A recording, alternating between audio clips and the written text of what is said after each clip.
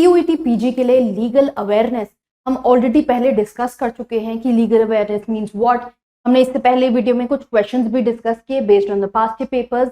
This is the video in continuation of that. इस second video में हम और क्वेश्चंस कुछ डिस्कस करेंगे जो पास्ट ईयर्स में पूछे जा चुके हैं, ताकि आपको और आइडिया लग सके कि लीगल अवेयरनेस में एक्चुअली आपको क्या चीजें कवर करनी है, क्या चीजें आपको पता होनी चाहिए, पहले क्या पूछा गया है उसको प्रेजेंट से रिलेट करके भी चीजों को समझेंगे। Hi guys, I'm Ayushi, your mentor for law-based examinations and welcome to Law Digest. So initially हमने I think approximately we did about 10 questions. हम सीधा चलते हैं 11th question पे, जहाँ पे आप देख रहे हो it deals with the issue of law commission report.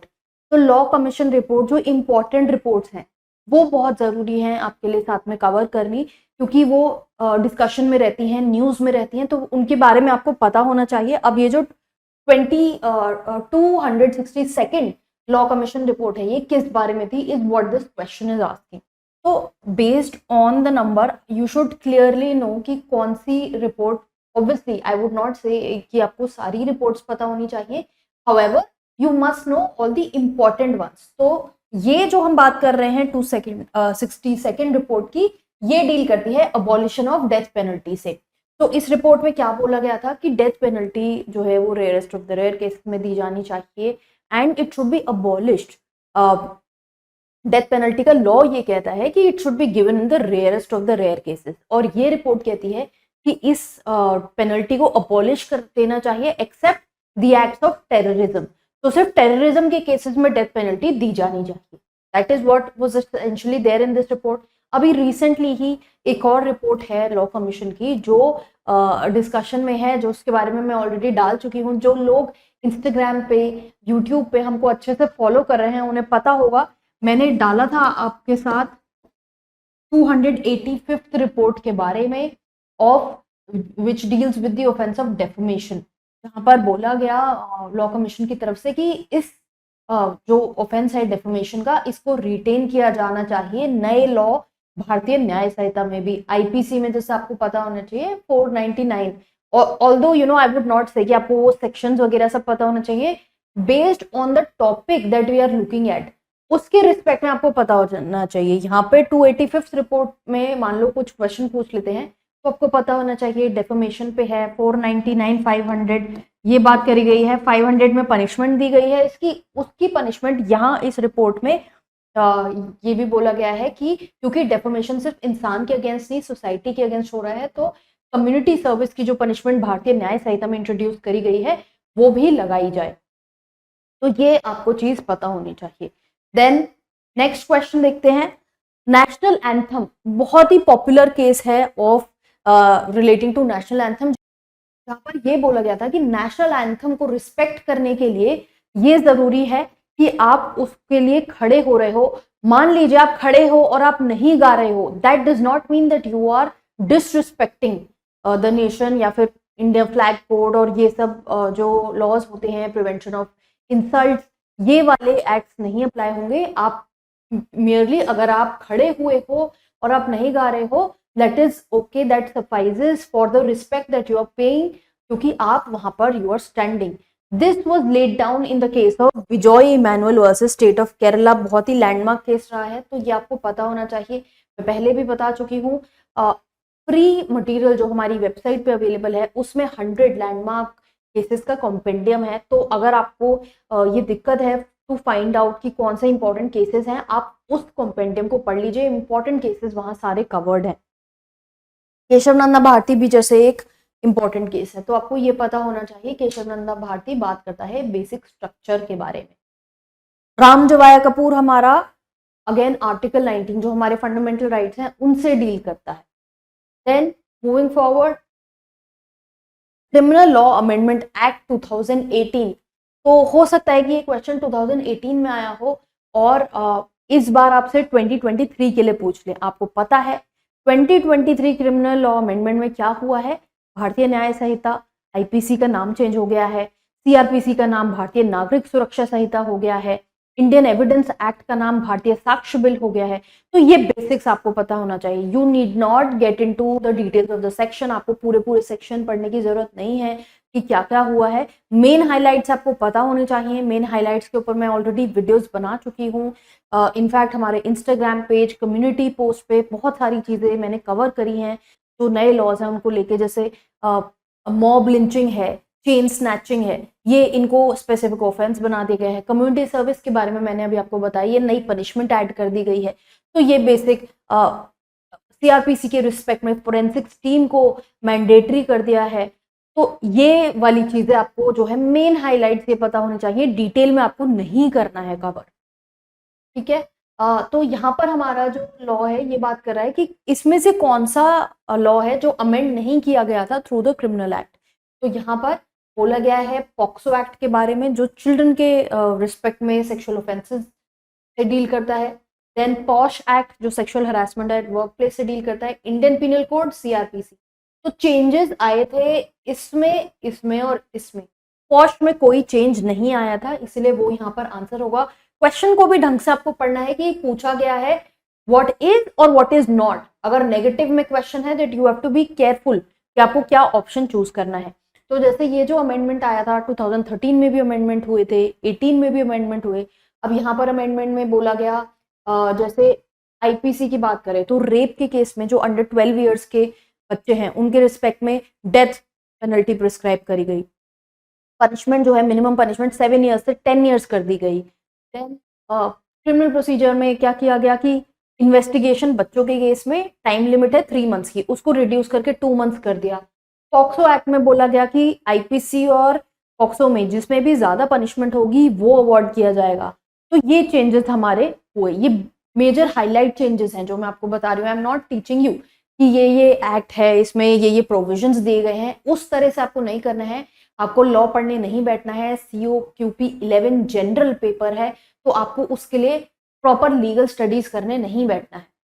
Then which amongst the following committee was constituted to inquire into allegations of corruption in the Indian Premier League IPL basically की बात हो रही है कि कौन सी कमिटी बनाई गई थी इसके अगेंस्ट एलिगेशंस को देखने के लिए।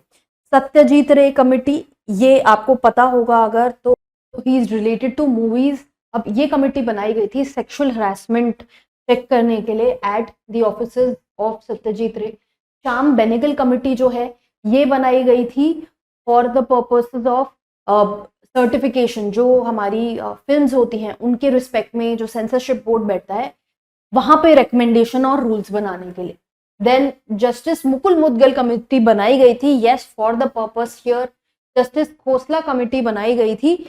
कमिटीज पे at this I will tell you, committee के रिस्पेक्ट में हमने स्पेसिफिकली आपके जो legal GK current affairs course है वहाँ पे PDF ऐड कर दिया है कि आपको जो इम्पोर्टेंट कमिटीज पता होनी चाहिए वो वहाँ पर एडेड है। और यहाँ पर मैं बता रही थी खोसला कमिटी बनाई गई थी to look into the death of Netaji Subhash Chandra Bose, क्योंकि लोगों को लगता था कि उनकी जो डेथ, जिस तरह से बोला गया कि जापान में उनकी डेथ हुई, हाउएवर इट वाज फेल्ट कि इसमें एक प्रॉपर इंक्वायरी होनी चाहिए, रीजन ऑफ डेथ लोगों को लगता था कुछ और है। Then who amongst the following is a member of International law commission of India. तो ये भी आपको पता होना चाहिए। यहाँ पे हम प्रेजेंट में हम इंडियन लॉ कमीशन जो बात कर रहे थे शुरू में, फर्स्ट क्वेश्चन जो हमने देखा था, अब इसके रिस्पेक्ट में इंटरनेशनली क्या है, ICJ बॉडी हो गई हमारी, यहाँ पे बॉडी हो गई। तो ये चीजें भी हमें पता होनी चाहिए। अब यहाँ पर अगर आप ऑप्शंस देखेंगे यू माइट गेट कंफ्यूज अगर आपने दलबीर भंडारी का नाम जस्टिस जो है उनका नाम सुना होगा पहले। However he is related to ICJ। Nagendra Singh is related to being a member of the international law commission. तो do not get confused. Present में भी आपको पता होना चाहिए कि बिमल एन पटेल जो है वो प्रेजेंट में इसके लॉ कमीशन के मेंबर हैं। तो ये चीजें पास्ट में क्वेश्चन आया वो देखोगे और प्रेजेंट में क्या है वो चीज आपको पता होनी चाहिए। देन इनमें से कौन से जो जजेस हैं सुप्रीम कोर्ट के, they have never served as high court जजेस, ये पूछा गया है। तो पहली बात तो हो सकता है कि बहुत सारे जजेस हैं, आपको शायद नाम ना याद रहे, तो इसीलिए अगर आप legal current affairs regularly follow करते रहते हो तो नेम्स थोड़े थोड़े रजिस्टर होने लगते हैं। अब यहाँ पर अगर हम बात करें यहाँ ऑप्शंस की, तो यू ललित जो हैं, जो हमारे चीफ जस्टिस थे before justice D Y Chandrachud, he was never a high court जज। उनको कोलिजियम के थ्रू रिकमेंड किया गया। वो पहले सीनियर एडवोकेट थे, स्पेशल पब्लिक प्रोसिक्यूटर थे, एंड देन कोलिजियम की रिकमेंडेशन से ही moved from the bar to the bench. ये क्या वर्ड्स हैं? Bar to the bench. Bar refers to the legal community, the fraternity of lawyers. Bench is the fraternity of judges, because as we say, आप इसको ऐसे याद रख सकते हो कि हम बार एसोसिएशन का मेंबर बनते हैं, bar association, bar council of India का एग्जाम देते हैं, और बेंच में कॉन्स्टिट्यूशनल बेंच बिठाई जाती है, डिवीजन बेंच होती है, सिंगल बेंच होती है। वो क्या होते हैं? जजेस को रेफर किया जाता है। तो ये भी बेसिक टर्म्स है, ये आपको पता होनी चाहिए। इस पे भी मैं separately I am going to take a session, don't worry. यहाँ पर हम ऑलरेडी कुछ करंट अफेयर्स जो हमारे पास्ट के लीगल अवेयरनेस क्वेश्चंस हैं वो कवर कर रहे हैं। इसी तरह से एक और वीडियो में I am going to cover those terms also, so that you understand. However note कि जो आपका लीगल करंट अफेयर्स का मॉड्यूल है उसमें लीगल टर्म्स ऑलरेडी ऐड कर दिया गया है, जो आपको पता होना चाहिए। Now I am not saying कि आपको कॉन्ट्रैक्ट एक्ट खोलो, आईपीसी खोलो, फैमिली लॉ खोलो, कि सब पढ़ने बैठ जाओ क्या क्या लिखा है वहाँ पे। There has to be a limit, because ये जनरल पेपर है, आप हर चीज नहीं कर सकते हो। I know it is very taxing for students की वो इतनी सारी स्टैटिक जीके ऑलरेडी कर रहे हैं, और वो लॉ में भी अगर घुस जाएंगे अभी प्रेजेंट में जो ये पैटर्न है उस हिसाब से, तो I know it can get tough for you. We do not know legal awareness पे कितने क्वेश्चंस आने वाले हैं। हम लोग मान के चल रहे हैं कि स्टैटिक जीके में अप्रोक्सीमेटली आपके 25 क्वेश्चंस इन टोटल बनेंगे, जिसमें आपका कंप्यूटर्स भी इंक्लूडेड है, करंट अफेयर्स भी इंक्लूडेड है, कॉन्स्टिट्यूशन से भी 2-3 क्वेश्चन हैं, लीगल अवेयरनेस के भी क्वेश्चंस हैं। तो जिस तरह से हम लोग आपको डिवीजन दे रहे हैं, जैसे हम मॉक्स में कर रहे हैं, हम लोग लीगल अवेयरनेस के क्वेश्चंस 2-3 रख रहे हैं। अब इसकी जो क्वांटिटी है वो 2-3 से ज़्यादा भी हो सकती है, 2-3 से कम भी हो सकती है। However I would not say कि आप लोग सब चीज़ें पढ़ने बैठ जाओ। Just because legal awareness has been included doesn't mean कि आप पूरे अभी लॉज पढ़ने का टाइम भी नहीं है, कि आप जैसे DU LLB में पहले आता था कि आप पूरा लॉ पढ़ रहे हो बैठ के। Then moving to the next question, which of the following judgments of the Supreme Court set aside the practice of triple talaq? Triple talaq कौन सी जजमेंट के थ्रू सेट असाइड हुआ था? मेजर जजमेंट है, पता होना चाहिए इसका answer, and do not confuse it with Shah Bano Begum, because here the answer is Shaira Bano versus Union of India. Shah Bano Begum जो है केस, ये भी आपको खैर पता होना चाहिए, मैं बता देती हूँ, मेंटेनेंस को लेके, जिसने बोला था कि सेक्शन 125 CRPC जो मेंटेनेंस की बात करता है ये अप्लाई होता है throughout India, irrespective of your religion, चाहे हिंदू हो मुस्लिम हो, मेंटेनेंस का right of wife and children रहेगा irrespective of religion. That was the landmark judgement जो आई थी। एंड ये शायरा बानो जो ट्रिपल तलाक को लेके है, जहां बोला गया कि ये एक void और अनकॉन्स्टिट्यूशनल प्रैक्टिस है, which sort of relieved a lot of women. Then chairman पूछा गया है, लॉ कमीशन के चेयरमैन कौन नहीं रह चुके हैं, इसमें से आपको बताना है। यहाँ पर अगर आप देखोगे MC सेतलवाद, हमने पहले भी डिस्कस किया था शायद, ये फर्स्ट चेयरमैन थे लॉ कमीशन ऑफ इंडिया के। The correct answer is justice VR Krishna Iyer. He was a member of the Law Commission of India, he was never a chairman. तो ये चीज आपको पता होना चाहिए। However, Justice VR Krishna Iyer was also the one who was working in close association with PN Bhagwati, जिनकी हमने बात करी थी regarding PIL। PIL का मैंने आपसे आई थिंक इसमें भी क्वेश्चन आया था कि कौन माने जाते हैं PIL एक्सपर्ट, जिनकी वजह से PIL इतना पॉपुलराइज हुआ। Justice Iyer was also working along with Justice Bhagwati in that respect, and इनका भी काफी नाम है for criminal reforms. Then collegium system. Collegium system आपको पता होना चाहिए, what is collegium? इस पे भी specifically आपका PDF में ऐड कर दिया है हमने। पूरी जैसे हिस्ट्री चलती आ रही है, एनजैक के बारे में आपको पता होना चाहिए।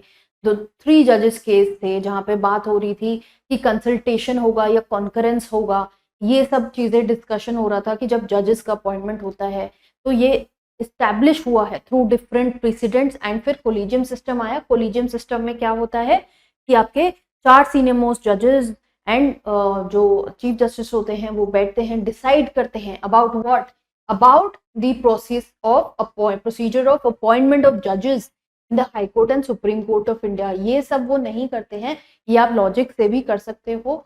अगर आपको थोड़ा बहुत कोलिजियम आपने न्यूज में भी सुना होगा तो आपको पता रहेगा कि ये हम यहाँ पर बात कर रहे हैं एग्जीक्यूटिव और लेजिस्लेटिव बॉडीज की, तो वहां पर जजेस का क्या काम, इसीलिए यहाँ पर अपॉइंटमेंट होता है प्लस ट्रांसफर ऑफ जजेस कोलिजियम सिस्टम देखता है।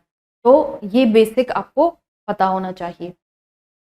Next question is who is the chairperson of law commission of India. अब ये तब का क्वेश्चन है, नाउ आई डोंट रिमेम्बर ये कौन से ईयर का क्वेश्चन है, इसमें से कौन, I think justice BS Chauhan was at some point of time the chairperson, तो ये तब का क्वेश्चन है।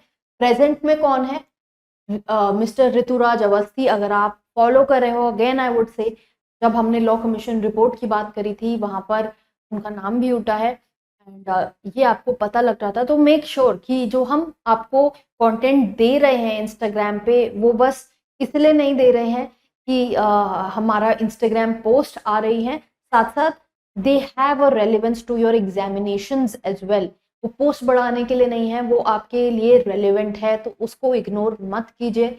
मैं बहुत सारे पोस्ट जो डालती हूँ, इतनी सारी न्यूज़ आती है बट हम लोग बहुत सोच के डालते हैं कि कौन सी न्यूज़ जो है वो सबसे इम्पोर्टेंट है और वो पता होनी चाहिए एक लॉ स्टूडेंट को या एक लॉ प्रोफेशनल, एक लॉयर को, लॉ एस्पिरेंट को भी।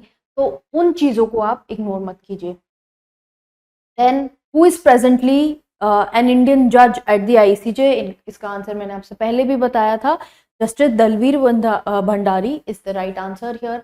फर्दर रिसेंट पास्ट में ही कुछ और जजेस भी अपॉइंट करे गए हैं ICJ के रिस्पेक्ट में, तो उनके नाम भी आपको पता होना चाहिए जो नए 5 जजेस आए हैं।